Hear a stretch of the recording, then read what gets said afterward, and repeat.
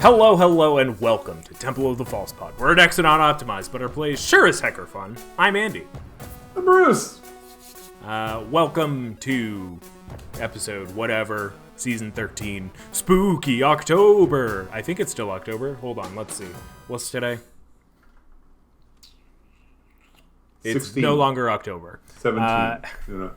But it All is right. season 13. We've, let's see, so far we've had an episode about dinosaurs, an episode about Black Instance, 2 episodes about Doctor Who planes, and guess what? We're back for more Doctor Who planes. We are plane chase junkies, plane heads, if you will. And if you don't know what plane chase is, go check out one of our previous 2 episodes. I also have a whole playlist in the description for every episode we've ever talked about plane chase. It's a fun variant you should definitely play, because this episode we're going to talk about the next 10 planes in the Doctor Who Universes Beyond plane chase cards, alphabetical numbers 11 through whatever. No. 11 through 20? No. The next 10. 21 through 30. 30. There we go. Is there any more explanation that I need? Let's just jump right in. Cool. Love this about us. I'll start with the first one. Okay. The first one we have is the Matrix of Time on the plane of Gallifrey. This says, when you planeswalk to the Matrix of Time, each player exiles the top card of their library. During your turn, the active player, you may play lands and cast spells from among cards exiled with the Matrix of Time. Whenever you play a land or cast a spell from among cards exiled with Matrix of Time, that card's owner loses 3 life and exiles the top card of their library. And then whenever chaos ensues, create 2 treasure tokens. Very cool. I like this. Yes, and honestly, the chaos may sound like it's a throw-in, but just remember, this doesn't say that you can use any colored mana to cast those cards. So if you're running a 2-color deck and you're playing and somebody else has a card out that's colors that you can't use, well, the treasure tokens are there to make it happen for you. To me, that's the only thing sort of slowing this down. Arguably, if all 4 players are putting a land or are putting a card into exile, in theory, our decks are 35 to 40% land. If 4 cards are going out, there should almost always be a land. So you should be able to ding somebody for 3 life. A free late Just by getting the land. Yeah. And on top of it, it then replaces itself, which is nice. Yeah. So, you always have access to 4 cards. And knowing that when you pass the turn, those 4 cards are no longer available to you, but they're available to the next person, is a good indicator of you should do your thing and then try to roll to get out of here. Especially where the chaos would help you. The chaos helps because you, like you said, it doesn't remove the color restriction, so treasures will help. Yeah, you're right, Andy. I mean, there's no downside to rolling. Except, there's none. The biggest downside would be prematurely getting out of there, because then you can't play those cards anymore. Oh, yeah. Well, but like you said, do what you can with the cards. Once you've done that, roll to get out.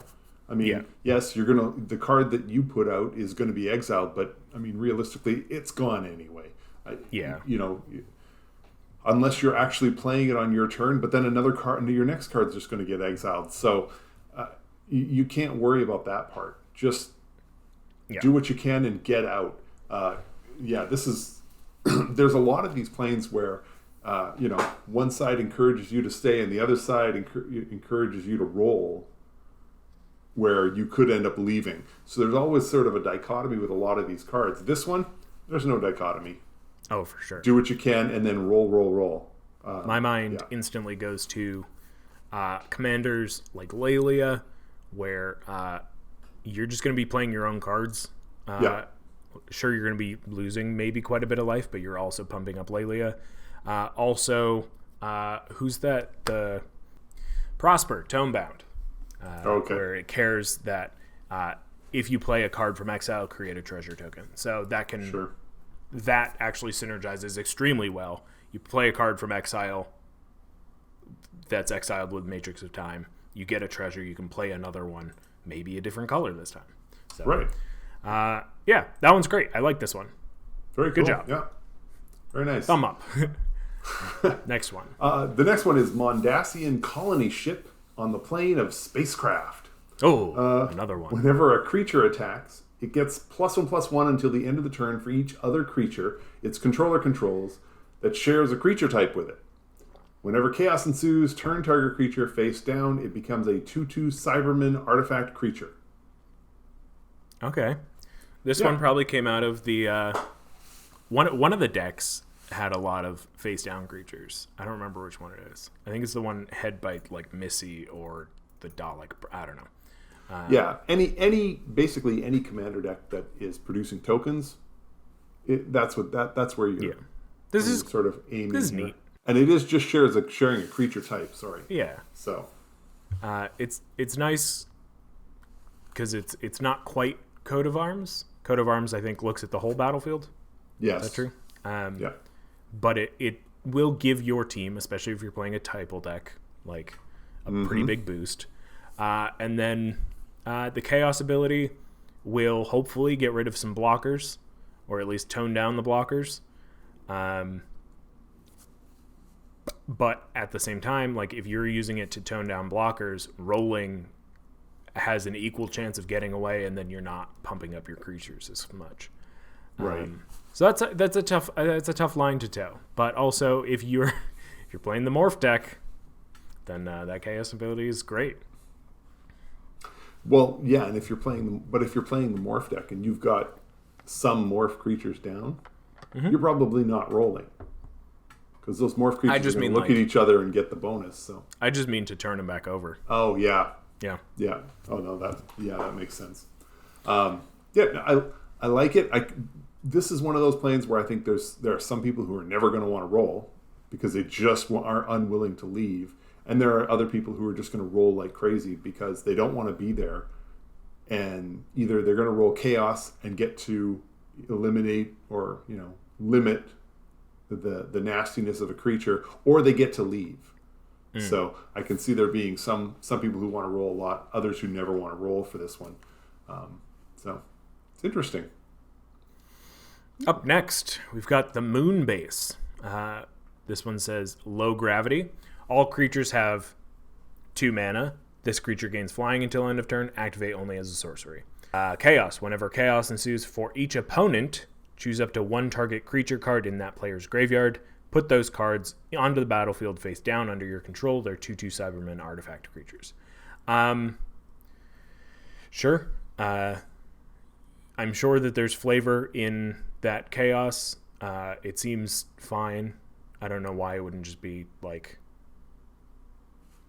create a 2/2 Cyberman, but I'm sure that there's something there.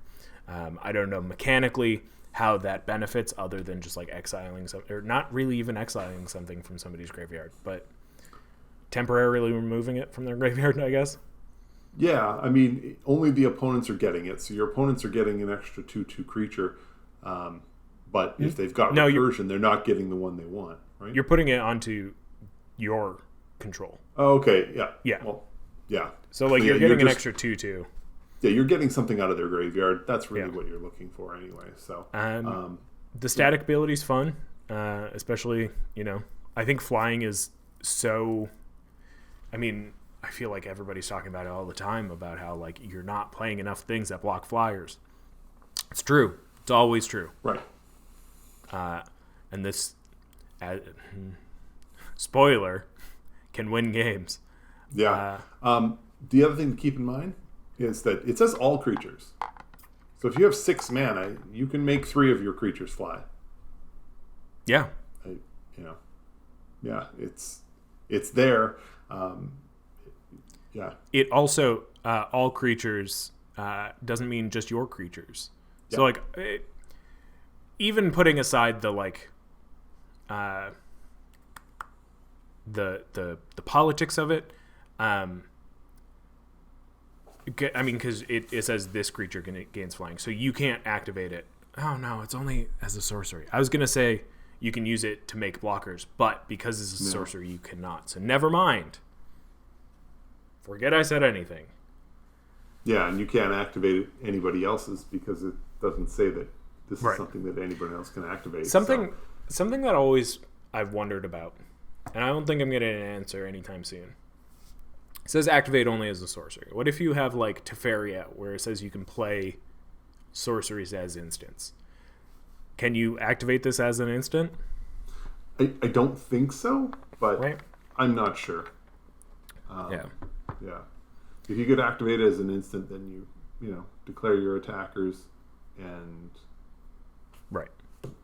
yeah. But even then, if they declare blockers, and then you give it flying, it's still blocked. So but you, like if it said, or like if you can do it at instant speed, you can create blockers for yourself.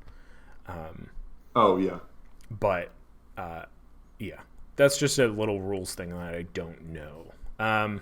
Next one. New York on the plane of New Earth. Heard of it? No.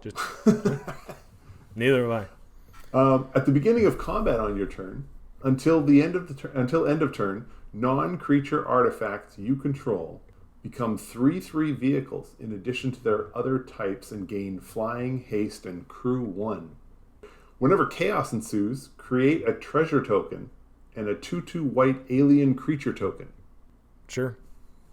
Yeah. It gives you, chaos gives you a thing you can turn into a vehicle, and then also a creature to crew it. This is fine. I think this is neat. I don't know how often you're going to be turning your soul ring or your, whatever into a creature that can be dealt with by easier means. But right. I look at this and I think it's less about the soul ring and the mana rocks or your 6 mana artifact that's harder to kill than it would be if it was also a creature. I think this is more about the treasure. Yeah. So, with Chaos, you get to create a treasure token, which you can crew for 1 and make it into a 3/3.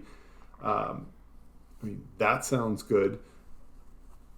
And it also makes it so that, if, no, you can't.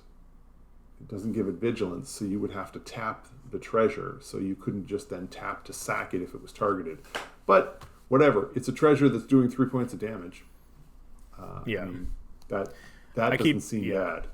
I keep thinking about a lot of these as, like, what would they be in universe, like in Magic Universe? Yeah. And this is clearly, and obviously visually as well, like New Capenna, Yeah, oh yeah. Especially with the treasures and the vehicles, like, spot on. Yeah. I like it. It seems fine. This is good. I like this one. It seems adequate enough, Yeah. I wish that I played a little bit of Plane Chase over the weekend. Ooh. Happened to have a Smothering Tithe in one game, and it got up over 40 or 50 treasures. Would have been really nice with New York. But what are you going to crew 50 treasures with? Well, there were a lot of... I also had a lot of token creatures out. Oh, okay. So it would have been nice to turn all those little puny 1/1 tokens into 3/3 flyers. Yeah. I could have finished some game there. Yeah, but, I think flying and haste are key here. Yes. Speaking of flying, the next one we have is North Pole Research Base on the plane of Earth. Heard of it? Yes. At the beginning of your upkeep, target opponent draws a card and creates a treasure token. Now, this is something I can get behind. Chaos. Whenever chaos ensues, create a 2/2 white alien creature token. When you do, tap target non-token creature and opponent controls. Put a stun counter on it. Amazing. This just makes me think of my Vazi deck. I love giving people treasures. Card draw, sure. Like it's tough, but I mean, it's Christmas, and the chaos is like pretty strong. You get a creature, and you get to tap somebody's blocker with a stun counter, or not even a blocker. You can tap their like activating, whatever. It's great. I like it. I'm interested to see how this would play out, because I mean, it's going to depend on the game. There is, if you've got a game where there's a clear leader, then obviously you're just picking opponents who isn't an opponent who isn't that person. If you have a game where one player just got mana screwed and they're way behind, does everybody give them the card and the treasure? Because suddenly that's 3 cards and 3 mana in one round. I don't know if that's okay or not. But it would be a nice. I can see this as an easy way to bring somebody who is trailing behind a little bit in a game right back into it. So either way, I get a kick out of it, and yes, I love a Santa sleigh and a reindeer in the yard. That's just awesome. So I do like too that so you're giving your opponents things, which I always enjoy, because it creates a tension between the other opponents, but also it gives you a choice. Now and more choices is better, is how everyone's always talked about Magic generally. And it can never be you. It's not target player, it's target opponent. So you're never getting your own benefit. Somebody else has to give it to you, which is cool. Right. That already incentivizes you not to roll, because hopefully someday somebody will give you the present, essentially. Right. But wanting to roll that chaos is a greedy choice, because you've got a 1 in 3 chance of either getting it and doing something evil to an opponent, but also you have it's either that or you roll away, and then people stop giving. Right, and because you're giving that gift on the upkeep, by the time you get to roll, you've already given it away. Yeah. The next turn, maybe you're the one who's going to get it. Yeah. So, it creates a nice little mix there, and I love the idea of, all right, well, it's my upkeep.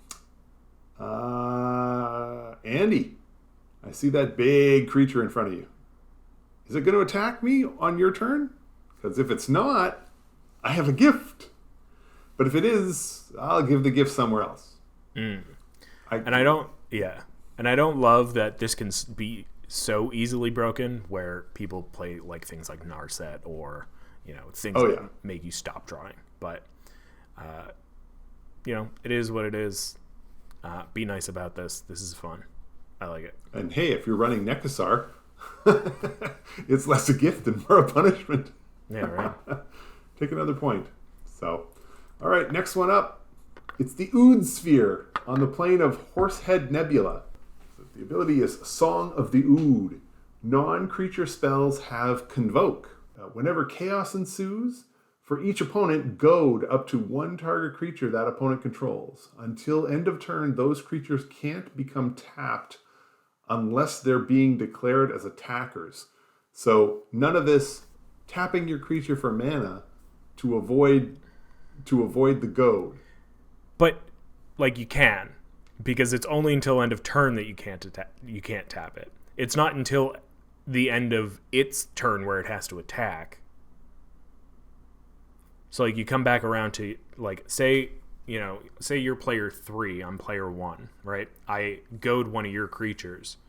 Until the end of my turn, it can't tap unless it's attacking. Okay. But when it comes to your turn, it's no longer until end of turn clause is finished. Okay. So you can tap it, right? reading that Yeah. correctly, right? Like, Yeah, it's far less exciting than I thought it was. yeah, Because I was hoping they were locking this out, but they're not. it's weird because I think like most people would read it that way. But I like the convoke thing. It is, yeah, and it's also set up with and it prevents you from playing or from using that creature To convoke, yeah. to convoke. Yeah, I get that. That makes much more sense. Thinking about it in the context of the card, it makes a lot of sense. It's weird because it's one of the few planes where everybody gets it all the time. Yeah. Non-creature spells have convoke. It's because a lot of times it's at the start of your upkeep or at the beginning of your turn, or the active player gets a benefit. And this is one of those ones where no, we're changing something about the world, and everybody gets it all the time. I can get behind that. But it does mean that the only time you either want to roll or don't want to roll is when you're either in favor or not in favor of the chaos ability. And if the chaos ability is goad, and you don't want to be there, man, just roll. I mean, you're either goading your opponents or you leave. That's I don't, without having a strong reason to stay. If you don't like the convoke aspect, then yeah. I mean, I'm a huge fan of convoke. It's one of my favorite abilities. Right. It feels good to do, obviously, especially with instants. But you and I tend to play creature heavy decks, so it's not surprising that convoke is something that we're excited about, even if it is just to cast mana. For as often as we talk about how great vigilance is, the convoke goes hand in hand. Definitely. Up next is Pompeii, the city of Pompeii on the plane of Earth. Heard of it? When you planeswalk to Pompeii and at the beginning of your upkeep, put an eruption counter on it. When you roll a blank on the planar die, scry 2. Then put an eruption counter on Pompeii. What's an eruption counter? Well, when chaos ensues, Pompeii deals damage to each creature and each player equal to the number of eruption counters on Pompeii. Each player sacrifices a land, then planeswalk. So, cool. I love that they're using the blanks on the planar die to do something. For sure. So, I mean, this plane just encourages you to roll. Yeah. I mean, you get to scry 2 4 out of 6 times. It's also like game ending. Like, if you're late enough, even if you're at 12, like, it's not that wild to get to 12, because you get one when it gets there. You get another one on the next person's turn. Say it goes around to all 4 players. So you've got 4, in the very least. Say they each roll twice and it doesn't happen. That's another 8. That's 12. Mm-hmm. And if you're dealing 12 to each creature and each player, somebody's probably dying. If it's not like 12 isn't a terribly low life total. It's right. Low. Don't get me wrong, but like late enough in the game, like this could just end it. Yeah. It's interesting because the chance of planeswalking when you roll is 1 in 3, because even when you roll chaos, you planeswalk after the chaos. So those odds go up. So in essence, you've got 4 out of 6 to get your scry 2 and add another counter. I would be. I'm just not figuring out the math in my head as to what the likelihood. I believe the average number is probably going to be somewhere around 3. But 3 damage to each player and each creature is significant. That's not chump change. And like you said, all you have to do is beat the odds by a little bit. I mean, even 6 damage to every creature and player, that's a hit. Oh, for sure. Most everything is going to die to that. I think too, beyond that, like, even so, you've 1 in 3 chance of leaving, but in that 1 in 3 chance, you have a 1 in 2 chance that no damage is done. Because if you get Planeswalk, you just leave. Nothing happens. So that's neat. I like that. I like that little bit of nuance there with how you want to roll. You're watching those counters build up, and you know somebody wants chaos, and somebody else just needs, I just need to Planeswalk away. We cannot let this happen. It can't happen. But you still have to roll. You have to roll to get away. Because if you're not rolling to get away, oh my God. Yeah, I really like this one. This is, it's messed up. It's messed up. And that Scry 2, I mean, every time I roll, I'm going to assume that I'm going to Scry 2. So after your free roll, does it make sense to pay 1 mana to Scry 2 again? Right. I mean, I guess it depends what you did on your first Scry. Did you swing them onto the bottom, or did you leave one on top? Because at some point, it's not helpful anymore. But this looks like fun. That could be one of my favorites. We got 3 left today. All right. You ready to get to the final 3 of today? You bet. So the next one, Prime Minister's Cabinet Room on the plane of Earth. Heard of it? At the beginning of combat on your turn, up to 1 target creature you control becomes a copy of target creature an opponent controls. Oh, jeez. Not even up to 1 target non-token creature you control. Yeah, so your token creature can become a copy of their best creature. Now, Will of the Council is the chaos. So whenever chaos ensues, starting with you, each player votes for a creature you don't control. Exile each creature with the most votes or tied for most votes. What is this, Fiora? Oh, feels great. Feels great. It's interesting because like you really got to be careful with the way you vote, because that last person who's voting is just going to pair, or if one of their creatures has been picked, they are going to then also select one of the other creatures that's been selected. So that way that creature gets more votes and one creature dies. But if that opponent doesn't have any creatures picked of theirs yet, they are likely to pick a different creature so that the 2 remaining opponents lose 3 total. So it's sort of an interesting, dilemma here, because if I pick your creature and then Andy goes and you pick somebody else's creature and the next person, it's interesting. You can probably game this system a little bit to try and maximize the amount of damage. Yeah, and I mean, or just go after the biggest creature. Right, and like this is just essentially a free Council's Judgment, but Council's Judgment hits all non-land permanents, so it's like a little fixed, which is nice. And what's also, go ahead. Another interesting one. If at the beginning of combat you make a copy of an opponent's creature, as long as it's not legendary, on their turn they can make a copy of your copy to get 2 of their own creature, because they can't make a copy of their own creature. Yeah, and it's not until end of turn either. Right. So it's just there. So then suddenly everything on the board is turning into that same creature. As long as it's not legendary, because it doesn't say anything about taking away the legend aspect. So if I copy your legendary creature, you can't copy it back without just losing it. Yeah. I like both of these. I like the sneakiness of the interaction between the 2 effects, because I think how this was probably meant to, quote unquote, meant to be played is like you target a creature, you go through combat, and then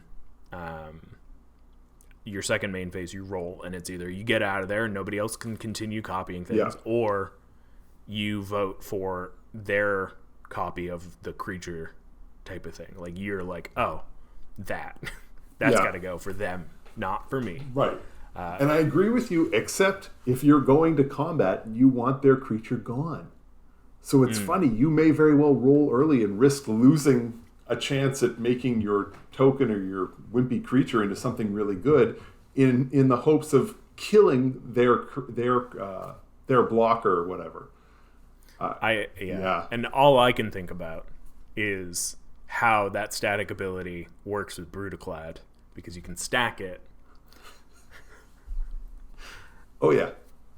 There goes half of your deck in terms of like how you're trying to just create tokens of things. It's like, oh, just make your mirror a copy of, or I guess like, yeah, at the beginning of combat on my turn, make the mirror token into a copy of one of my opponent's creatures that isn't legendary. Yeah. Boom. Now it sees them. They all turn into that one.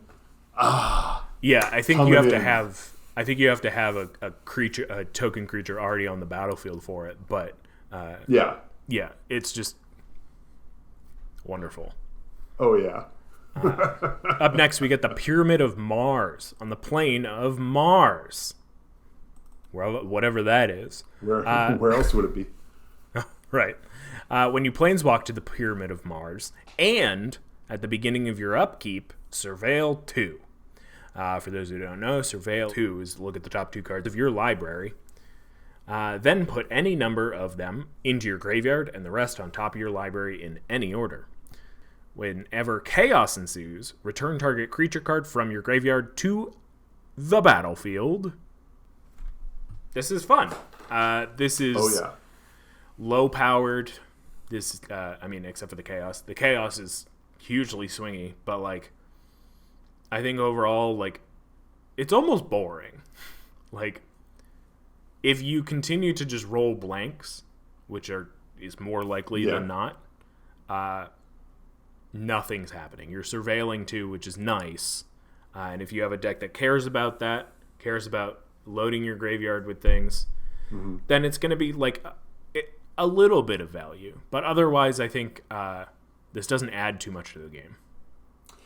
Yeah, I mean, if the only way I have to get my creatures back out of the graveyard is this card, then I'm not going to really take advantage of that surveil. I'm going to put my best creatures right on top of the library and not put them in the graveyard. Whereas this card is saying, no, put those big things in the graveyard, and then you roll chaos and you'll get it out. I think this is really deck dependent. And again, that's going to decide how you roll. If you're, I think it's fine. It's whatever. It's definitely not the most exciting. And our last one for today. Last one, Singing Towers of Beryllium on the plane of Beryllium. What? Each non-land card in your hand without Foretell has Foretell. Its Foretell cost is equal to its mana cost, reduced by 2 mana. Oh, okay, so you pay 2 and exile it from your hand face down, cast it on a later turn for its Foretell cost. In other words, pay 2 now and then pay the rest later.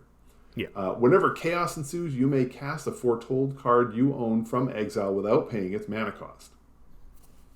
Awesome. I love this. The thing you have to keep in mind is that you cannot play a thing, or you cannot foretell a thing, and then roll chaos and then play that thing.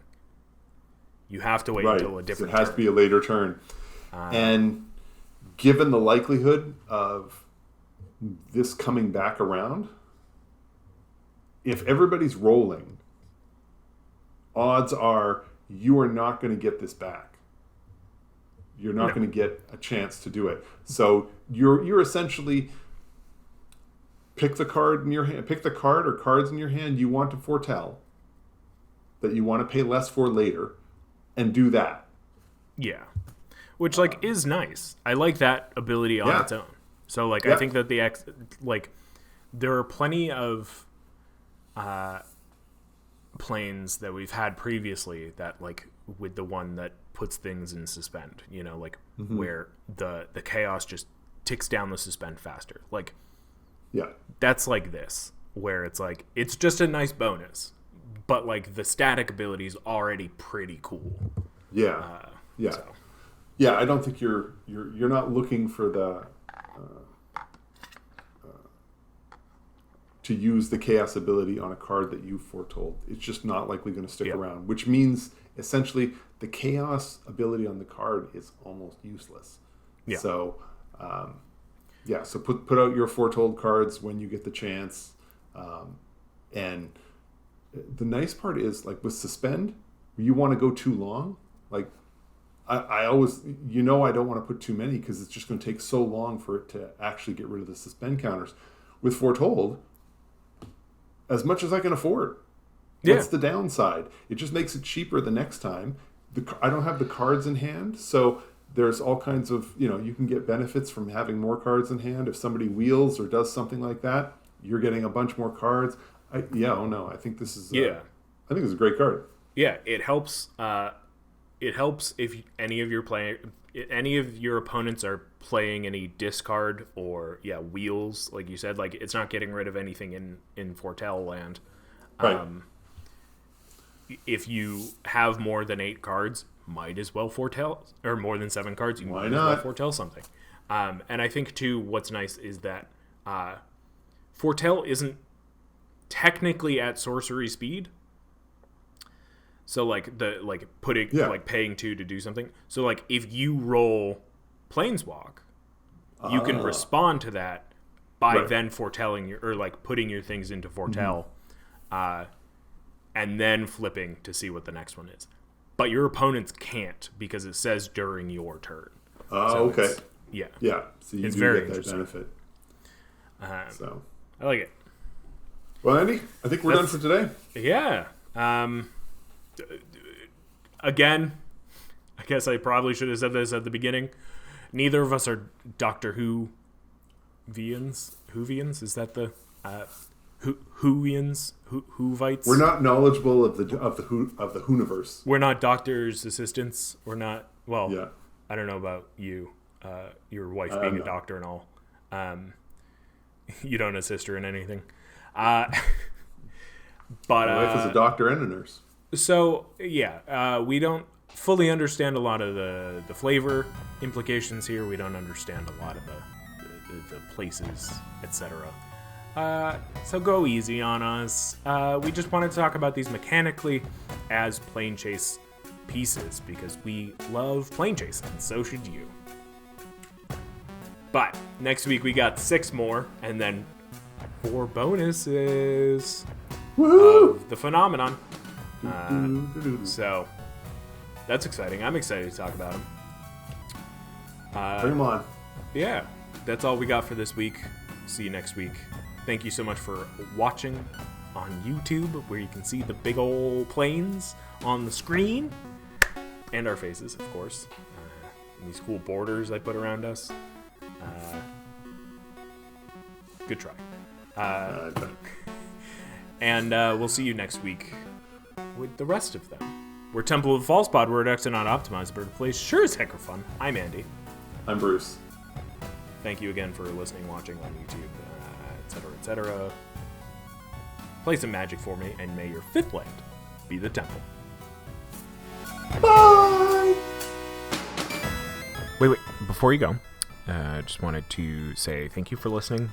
You can reach out to us via email at falsepodmtg@gmail.com or on Twitter @falsepodmtg. Bruce is @manaburned, and I'm @AndyWeekend, though you'll definitely notice I use the podcast Twitter far more often. Now that we've got you here, make sure you subscribe, rate us on whatever podcast platform you use. It helps us out. It gets us more reach. Subscribe to us on our YouTube channel. Like a video there. Leave some comments for more casual enjoyment. Thank you so much for listening. We'll be back with some more timeless discussions about all things casual. So come hang out, and may your 5th land be the temple. Bye-bye. Should I do my best, Bruce? Bye!